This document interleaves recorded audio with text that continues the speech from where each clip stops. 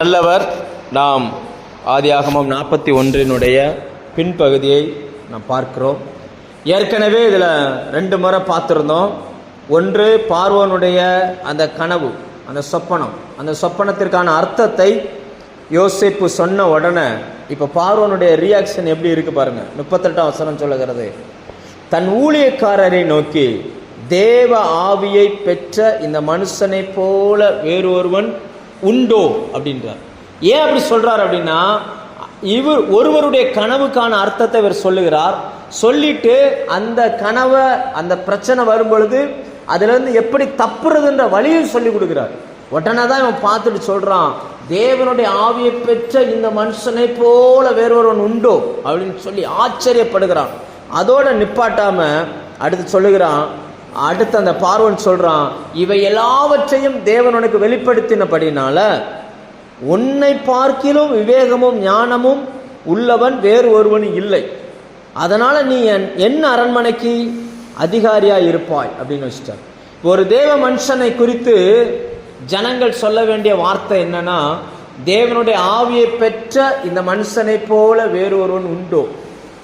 நம்மளை பார்க்குறவங்க அது தெரிஞ்சுக்கிடணும், கர்த்தருடைய ஆவியை பெற்றவர்கள் இவர்கள் அப்படின்னு சொல்லி.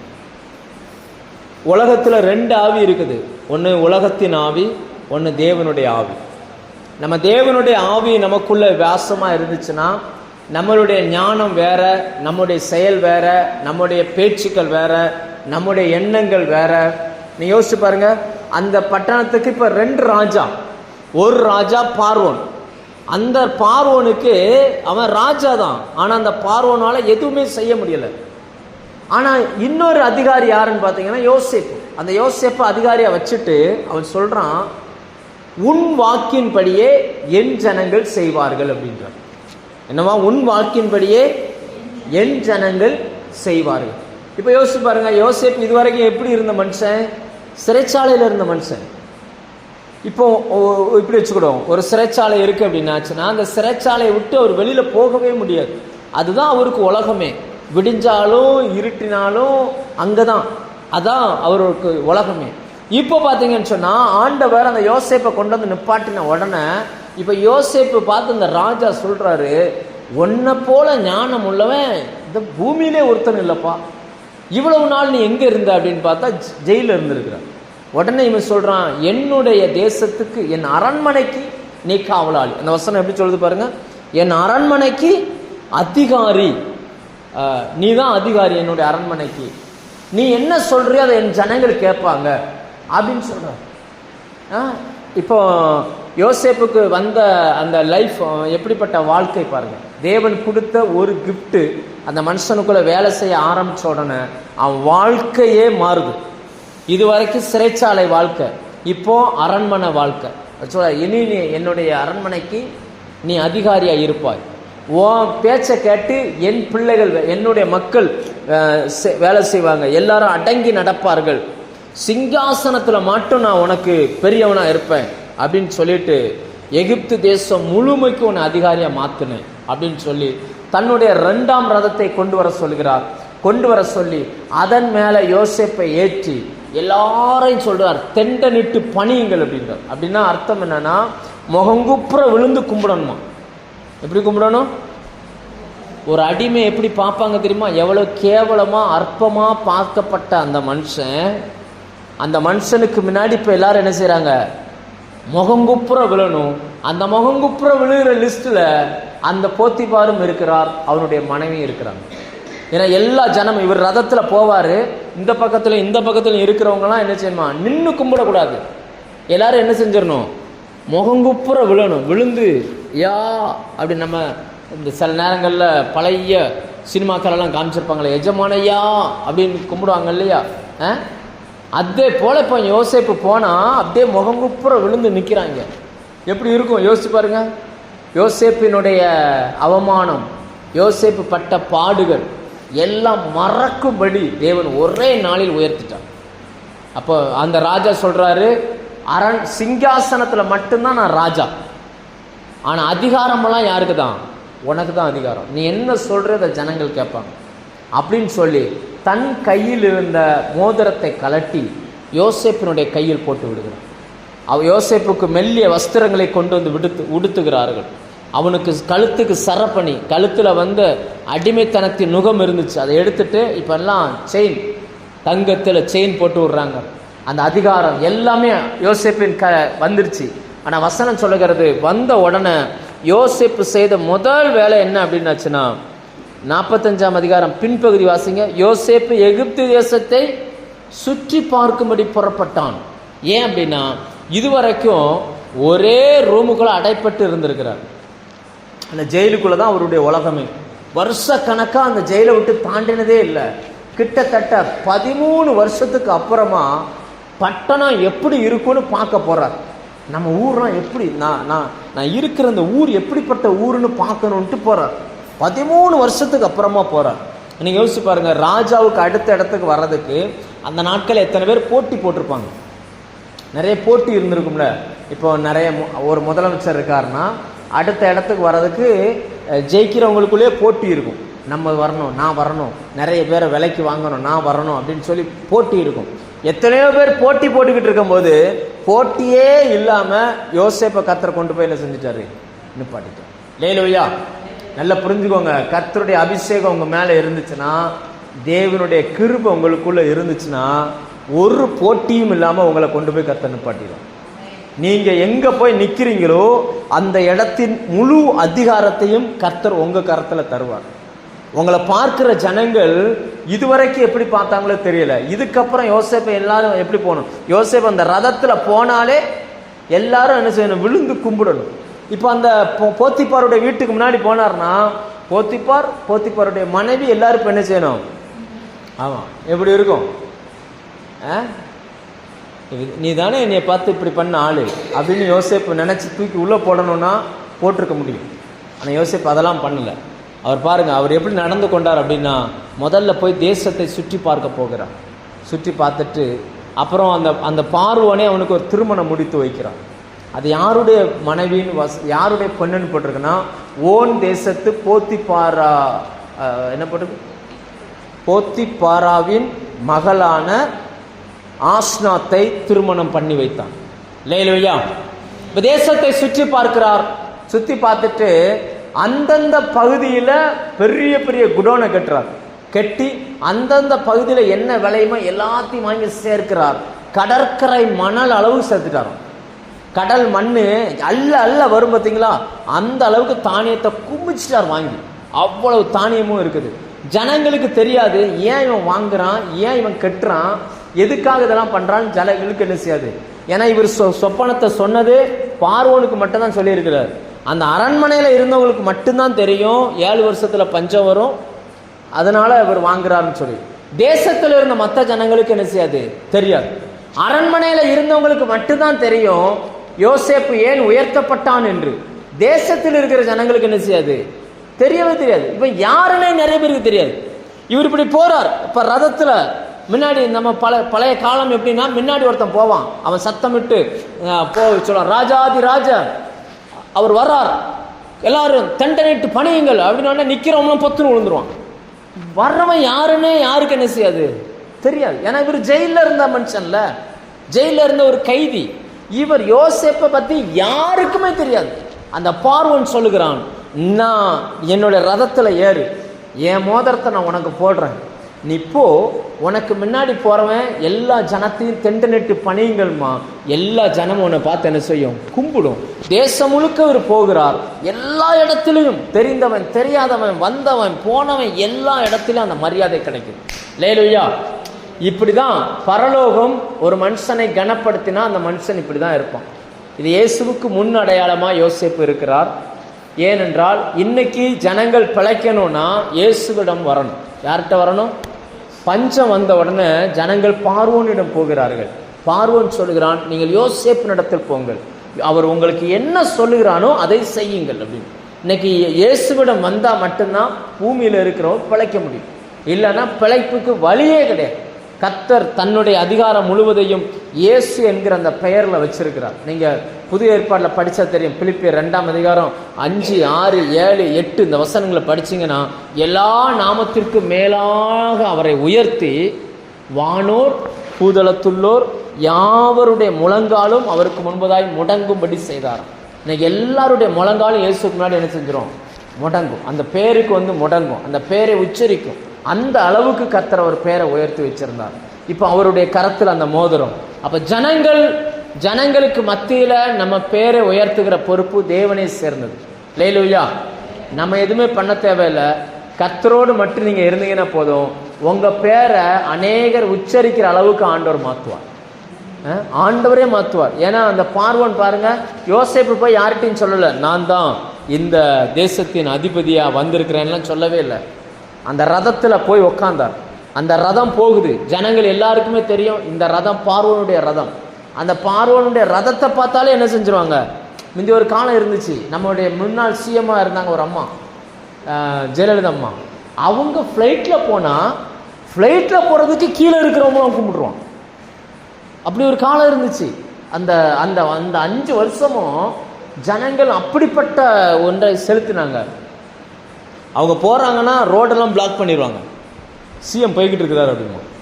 அந்த அம்மா திரும்பியே பார்க்காது, ஆனால் அதை பார்த்து கும்பிட்டுக்கிட்டு இருப்பாங்க. மேலே ஃப்ளைட்டில் போகிறாங்கன்னா இங்கே இருந்துட்டு கும்பிடுவாங்க. அந்த மாதிரியான ஒரு ஒரு ஒரு பூமிக்குரிய ஒரு மனுஷனுக்கே இவ்வளவுனா, யோசேப்பு போகிற அந்த ரதம், யோசேப்பு போன அந்த ரதம் பார்வோனுடைய ரதமா இருந்ததுனால அந்த ரதத்தை பார்த்த உடனே எல்லாரும் விழுந்து கும்பிட்டாங்க. ரதத்துக்குள்ள இருந்தது யார் அப்படின்னு பார்த்தா யோசேப்பு. அல்லேலூயா. இன்னைக்கு தேவன் தன்னுடைய நாமத்தை நமக்கு கொடுத்திருக்கிறார். அவருடைய நாமம் பலத்த துருகம். நீங்க அந்த நாமத்துல போனீங்கன்னா உங்க முன்னாடி எல்லாமே மண்டியிடும். எல்லா அதிகாரமும் அந்த பேருக்குள்ள இருக்குது. யோசேப்புக்கு அந்த யோசிச்சு பாருங்க, யோசேப்புக்கு வயசு 30. வசனம் சொல்லுகிறது, பார்வோனுக்கு முன்னாடி நிற்கும் போது வயசு எத்தனையா? வெறும் 30 வயசுல அதுல 13 வருஷம் ஜெயில், 17 வருஷம் அப்பா வீடு. இப்ப 30 வயசுக்கு பிறகு என்னவா மாறிட்டாரு? தேசங்களுக்கு அதிபதி. தேசமே சுத்தி பார்த்துட்டு வர்றார். உடனே வந்த பிறகு வசனம் சொல்லுகிறது, அந்த 7 வருஷத்துல 2 குழந்தைகள் பிறக்கிறாங்க. ஒருத்தன் பேர் மனாசி. ஏன் அந்த பேர் வைக்கிறார் அப்படின்னாச்சுன்னா, தன் தகப்பனுடைய வீட்டை எல்லாம் மறக்கும்படி கர்த்தர் என்ன செஞ்சுட்டாரு? உயர்வை கொடுத்துட்டாரு. ஏன்னா அங்க அப்பா வீட்டில் அண்ணன் தம்பியெல்லாம் இருந்தாங்க, ஆனா எல்லாரும் என்ன பண்ணிட்டாங்க? வித்துட்டாங்க. இப்போ இங்க என்ன ஆச்சு அப்படின்னாச்சுன்னா, இவன் கையசைச்சா, அதுல இன்னொரு வசனம் வரும், நான் பார்வோன் ஆனாலும் உங்ககிட்ட கேட்காம ஒருவனும் கையையாவது காலையாவது அசைக்க கூடாது அப்படின்னு சொல்லி. இப்போ பார்வோன் கையசைச்சா எவ்வளவு வேலை, எவ்வளவு மதிப்பு இருக்குதோ அதே மதிப்பு யோசேப்புக்கு இருந்துச்சு. தேவன் சொன்னா என்ன நடக்குமோ அதே மாதிரி கர்த்தருடைய ஊழியக்காரர்கள் சொன்னா என்ன செய்யும்? நடக்கும். ஏன்னா பார்வோனுடைய ஸ்தானத்துல இப்ப யோசேப்பை கர்த்தர் வச்சிருக்கிறார். இப்ப போற வழியில ஒருத்தனை பார்த்து யோசேப்பு சொல்றாரு, உனக்கு இடம் இல்லையோ, சரி 5 ஏக்கர் இடம், இப்ப இவனுக்கு 5 ஏக்கர் இடம் கொடுத்துருங்க அப்படின்னாச்சுன்னா, இடம் இல்லாத மனுஷனுக்கு இப்ப என்ன வந்துடும்? 5 ஏக்கர் இடம் வந்துடும். எப்படி இது வந்துச்சு? ஜெயில தண்டா நேத்து இருந்த, நீ எப்படா கொடுக்கலாம்னா, பார்வோனுடைய அந்த ஸ்தானத்துல இப்ப யார் நிற்கிறா? யோசேப்பு நிற்கிறார். அதனால அந்த ஸ்தானத்துக்கு அந்த மரியாதை. இன்னைக்கு கர்த்தருடைய ஸ்தானத்துல உங்களையும் என்னையும் கர்த்தர் வச்சிருக்கிறார். நீங்க போய் ஒரு விஷயத்தை பண்ணி பேசிட்டீங்கன்னா, சொல்லிட்டீங்கன்னா, தேவன் சொன்னதாகவே இந்த பூமி அதை என்ன செய்யுது? பார்க்குது. உடனே அதுக்கு கீழ்ப்படியும். நீங்க எந்த பிசாசு பிடிச்சவன்ட்டையும் போய் இயேசு நாமத்துல வெளியே போ அப்படின்னா, அது ஒரு மனுஷன் சொன்னதா பார்க்காது, கர்த்தரே பேசுறதா தான் என்ன செய்யுது? பார்த்தது வெளியில போயிடும். முதலாவது பையனுக்கு என் தகப்பனுடைய வீட்டை எல்லாம் மறக்கும்படி தேவன் செய்தார்னு சொல்லி மனாசேன்னு பேர் வச்சார். அப்பா வீட்டில் அவ்வளோ உபத்திரம். அப்பா வீட்டில் இல்லைல்ல, அப்பா வீட்டில் இருந்தவங்களால அவ்வளோ உபத்திரம். வித்தாங்க, வித்துட்டாங்க, எங்கே இருக்கிறாங்கன்னு தெரியல. இப்போ 13 வருஷத்துல இவர் வந்த வழிகள் மாறி இருக்காதா? இப்போ நம்மளே இருந்தாலுமே 5 வருஷத்துக்குள்ள நம்ம ஊரே மாறி இருக்கு. இப்போ போன வருஷம் இருந்தது போல இல்லை இந்த வருஷம். நீங்கள் சேர்மாதேவி போனீங்கன்னா, போன வருஷம் பார்த்தீங்கன்னா சேர்மாதேவி ரவுண்டானா வேற மாதிரி இருந்துச்சு. இப்போ போங்க, இப்போ ரவுண்டானாவே என்ன செய்யுது? பார்த்தாலே அடையாளம் தெரியல. ஒரு வருஷத்துக்குள்ள நிறைய விஷயங்கள் மாறுது. 13 வருஷத்துக்குள்ள யோசேப்பு எந்த இடத்துல இருந்து இந்த ஊருக்கு வந்தார்ன்றத பாதை கூட என்ன செஞ்சிருச்சு? எல்லாம் மறந்து போச்சு. ஆனால் யோசேப்பு போகிறார். இந்த மாதிரி தானே இருந்துச்சு, என்னை கொண்டு வந்தாங்க, இப்படியே போனால் அப்பா வீட்டுக்கு போயிடலாமா அப்படின்னு பார்த்தா கடைசியில் ரோடெல்லாம் என்ன செய்யுது, எல்லாமே மாறிடுச்சு. கடைசியில் ஒரு முடிவு எடுக்கிறார், இனி அப்பா வீட்டுக்கே போக வேண்டாம், நம்மளை கொண்டுட்டாங்க, நம்மளை இல்லைன்னே நினச்சிட்டாங்கன்னு சொல்லி தன்னுடைய தகப்பன் வீட்டை மறக்கும்படி தேவன் செஞ்சதுனால தன் பிள்ளைக்கு மனாசேன்னு பேர் வச்சார். ரெண்டாவது ஒரு பிள்ளை பிறக்குது. அந்த பிள்ளைக்கு என்ன பேர் வைக்கிறார்னா எப்ராயிம். அந்த பிள்ளைக்கு என்ன பேர் வைக்கிறாரு? எப்ராயிம் அப்படின்ற பேர் வைக்கிறார். ஏன்னா சிறுமைப்பட்டிருந்த தேசத்தில் தேவன் என்னை பழுக பண்ணினார். நான் கைதியாக வந்தேன், இன்னைக்கு ராஜாவாக என்ன செஞ்சிட்டேன், மாறிட்டேன். அல்லேலூயா. தேவனுடைய ஆவியை பெற்றவர்கள் இப்படி இருப்பார்கள். அவனுடைய வருகை எப்படி வேணாலும் இருக்கலாம், அவன் எப்படி வேணாலும் அந்த தேசத்துக்குள்ளே வந்திருக்கலாம். அவன் வரும்பொழுது அடிமையாக வருவாங்கன்னா வாகனத்தில் வரமாட்டாங்க, கையில் விலங்கு போட்டிருக்கும். அடிமையே முன்னாடி போகிறவங்க ஒட்டகத்திலேயோ அல்லது கோவேறு கழுதலையோ போவாங்க. இவங்க அடிமையாக இருக்கிறவன் முன்னாடி ஓடி தான் வரணும். இப்போ யோசேப்பு அங்கே அடிமையாக விற்கப்பட்டு போனான். எந்த தேசத்திற்குள் ஓடி வந்தானோ அதே தேசத்துக்குள் இப்பொழுது ரதத்தில் பிரயாணம் பண்ணுகிறான். அல்லேலூயா. எந்த தேசத்துக்குள்ள வரும்பொழுது கையில் விலங்கோடு, காலில் செருப்பு இல்லாமல், மேல் வஸ்திரம் இல்லாமல் ஒரு 17 வயசு பையன் ஒரு அடிமையாய் அப்படியே ஓடி வருகிறான். வெயிலின் தாக்கம் வேற, ஜனங்களுடைய பரிதாபமான பார்வை வேற, அப்படியே ஓடி வருகிறான் அந்த தேசத்திற்குள். இப்போ அதே தேசத்துக்குள் 13 வருஷத்துல தேவன் அவனோடு கூட இருந்து அவனை ஆசீர்வதித்ததுனால ரதத்தில் வருகிறான். அவன் வரும்பொழுது எல்லாருடைய கண்களும் ஏளனமாய் ஆச்சரியமா அப்படியே ஒரு மாதிரி அற்பமாக பார்த்துச்சு. ஏன்னா ஒரு 17 வயசுனா நம்ம இன்பா மாதிரின்னு வச்சுக்கோங்களேன். இன்பா சட்டையெல்லாம் போடாமல் இருந்தால் எப்படி இருப்பான்? சட்டை போடாமல் இருந்தால் எப்படி இருப்பான்னு யோசிச்சு பாருங்க. இப்படி தான் இருந்தார் யோசேப்பு. ஆனால் இப்போ அவருக்கு மெல்லிய வஸ்திரம், ராஜ வஸ்திரம் உடுத்தப்பட்டது, அவருக்கு நகைகள் போடப்பட்டது, கையில் முத்திரை மோதிரம், அதிகாரம் உள்ள மோதிரம் கொடுக்கப்பட்டது, ராஜாவினுடைய ரதம் கொடுக்கப்பட்டிருக்கு. இப்போ ஷாரட் அந்த ரதத்தில் உட்காந்துக்கிட்டு அவர் அதே வீதியில் வருகிறார். அதனால தான் வசனம் சொல்லுகிறது, தேசத்தை சுற்றி பார்க்கும்படி புறப்பட்டு போனான். எந்த வீதியில் நான் நடந்து வந்தேனோ அதே வீதியில் தேவன் என்னை கொண்டுட்டு போகிறான். அங்கே கொண்டுட்டு போனால் எந்த வீதி எப்படிப்பட்ட, இவன் ஒரு கடங்காரன், அதாவது இவன் ஒரு ஒடுக்கப்பட்டவன், ஒன்றுக்கு ஆகாதவன் அப்படின்னு ஆண்டவர் உங்களை எந்த பகுதியிலேருந்து வெளியில் கொண்டு வந்தாரோ அதே பகுதிக்கு திரும்ப கொண்டு போவார். கொண்டுட்டு போகும்போது பார்த்தீங்கன்னா உங்களுடைய அடையாளமே மாறி. அல்லேலூயா. நீங்கள் அதை நம்பணும். கர்த்தர் உங்கள் கூட இருக்கிறார் என்பதற்கு அதுதான் அடையாளம். அல்லேலூயா. அதுதான் அடையாளம். தேவன் நிச்சயமாக நம்மளை பயன்படுத்துவார், நிச்சயமாக பயன்படுத்துவார். பயன்படுத்தும் பொழுது சூழ்நிலைகள் எப்படி மாறி இருக்கும் பாருங்கள், யோசிச்சு பாருங்கள். தேவன் நம்மளை பயன்படுத்துவார். இப்போ பார்த்தீங்கன்னா நாங்கள் வள்ளியூரை விட்டு வேற ஊருக்கு பிழைக்க போகும்போது கடங்காரன், அந்த ஊரை விட்டு போகும்போது யார்? கடங்காரன். எனக்கு ஞாபகம் இருக்குது, ஒரு முறை எதுக்கோ ஒன்றுக்கு நான் வரும் பொழுது எங்கள் அப்பாவுக்கு கடன் கொடுத்தவர் என்னை பார்த்துட்டார். பார்த்துட்டு வேற ஒரு வித்தியாசமாக பேசுகிறான்.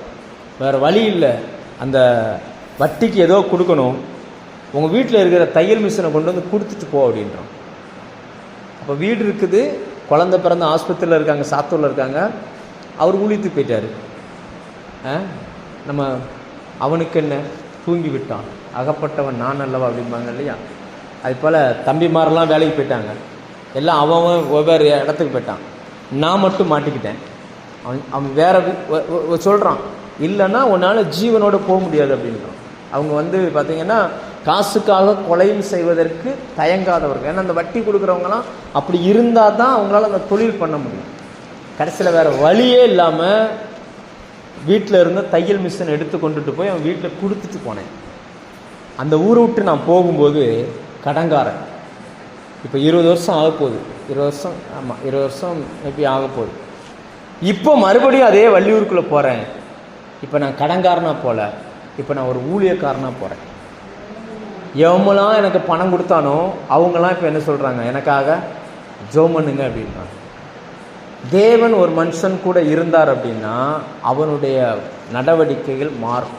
ஆண்டவர் சொல்கிறார், முன் நிலைமையை பார்க்கிலும் வர வர வர வர தேவன் அந்த மனுஷன் என்ன பண்ணுவார், விருத்தி அடைய செய்வார், ஆசீர்வதிப்பார். சாத்தூரை விட்டு வரும்பொழுது ஊருக்கு தெரியாமல் ஓடி வந்தேன்.